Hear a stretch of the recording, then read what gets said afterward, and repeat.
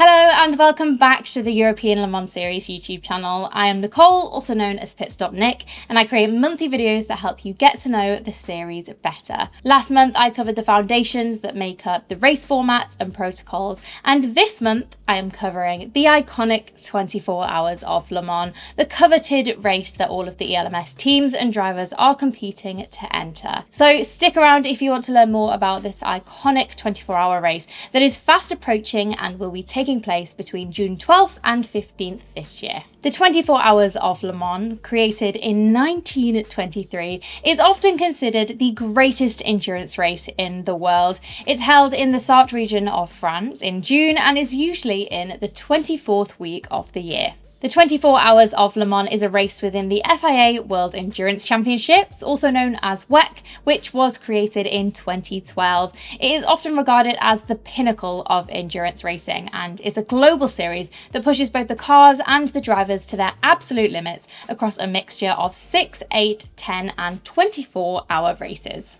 The level of manufacturer interest highlights the series' popularity, with 13 key automotive brands entering in 2025. It showcases how much they value its crucial role in driving innovation, safety and performance, which also contributes towards the development of their road cars. Held on its 13.626 kilometre circuit, the 24-hour race is the ultimate test. It demands exceptional endurance from both drivers and vehicles alike. For major manufacturers, it provides a significant platform to showcase their technological advancements, but also achieve international acclaim. The challenges of nighttime conditions paired with variable weather really pushes the durability of these cars and tests the exceptional skills of the drivers behind the wheel, as we've seen in the past 2 years with the adverse weather conditions. But Le Mans isn't just about the racing spectacle. It has been 100 years of automotive innovation that has directly benefited our everyday cars.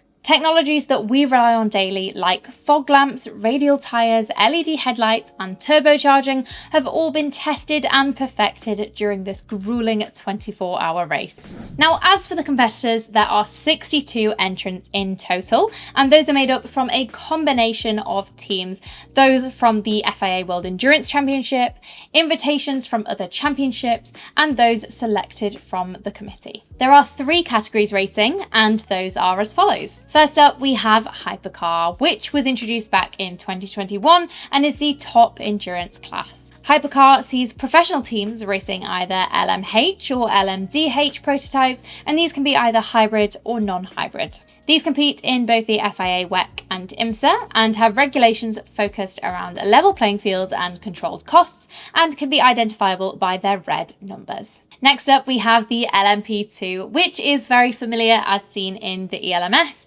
The LMP2 is for independent teams running a closed cockpit prototype, which is built solely for the purpose of racing. The majority of the 17 LMP2 cars come from the ELMS, but also from the Asian Le Mans series and IMSA. So whilst there is not a designated class for LMP2 in the FIA WEC, they will all be competing alongside one another for the glory at Le Mans with all pro driver lineups. The category also features a subclass, which is LMP2 Pro-Am, which, as you may know, has a driver lineup which must include one bronze-rated driver, and the LMP2 cars are identifiable by their blue numbers. The final category is LMGT3, another familiar model for the ELMS, and this has been the GT category for both the 24 Hours of Le Mans and the FIA WEC since 2024. This utilises the FIA GT3 platform and has a driver lineup that must contain one bronze-rated driver. Here you can expect to see recognised manufacturers with road car production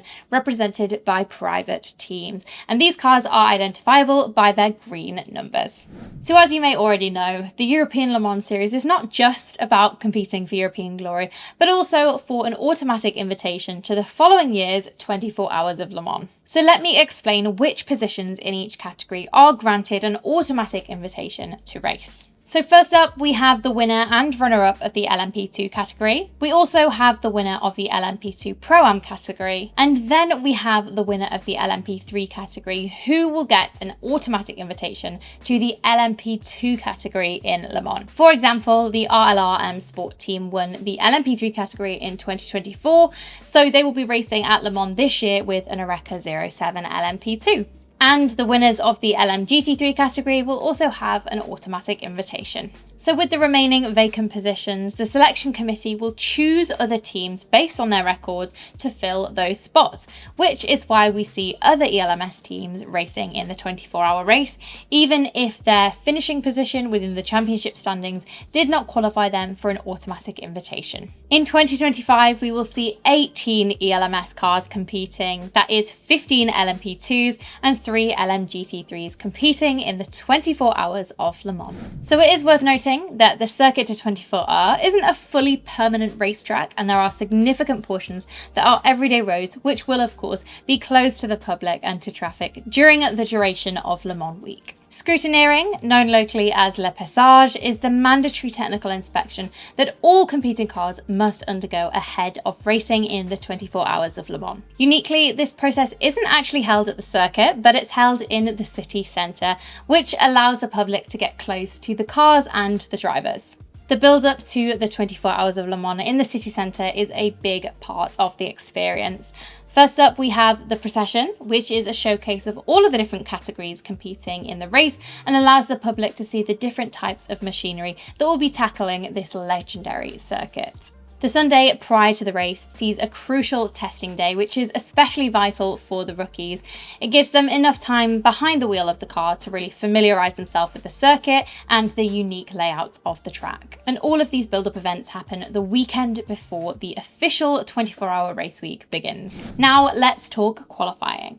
So the qualifying format for the 24 hours of Le Mans mirrors that of the FIA World Endurance Championship. So that means that we have a qualifying session to determine the initial order, and that is followed by a hyperpole shootout. Importantly, Hypercar has its own hyperpole session, separate from a combined session for the top runners in the LMP2 and LMGT3 categories. Then on the Friday before the race, the focus shifts to the drivers in the traditional parade that we have through the city centre of Le Mans. This is a fantastic opportunity for fans to connect with the individuals who will be pushing these cars to their absolute limits in the following days. And also it creates an incredible buzz and anticipation around the city of Le Mans. Now you might be wondering, where are the LMP3 cars in all of this?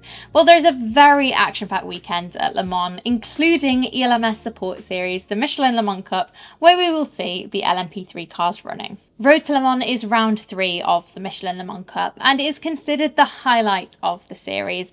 We will see the cars running around the full circuit during the Le Mans week. The traditional 2-hour race format is split into 2 single 1-hour races. Now this features competitors from the Michelin Le Mans Cup season, but also those from the ELMS and other series in the LMP3 and GT3 categories. So that wraps up our quick tour of the 24 hours of Le Mans and highlights how the familiar faces and teams from the ELMS race weekend will really feature in this monumental and iconic race. If you want to follow all of the Le Mans action, make sure you tune in at fiawec.tv, where you can watch all of the sessions, including practices, qualifying, and of course the race. As always, make sure you give the video a like if you enjoyed it, and subscribe to the ELMS YouTube channel if you're not already, so that you don't miss a future upload. Thank you all for watching, and I will see you all very soon.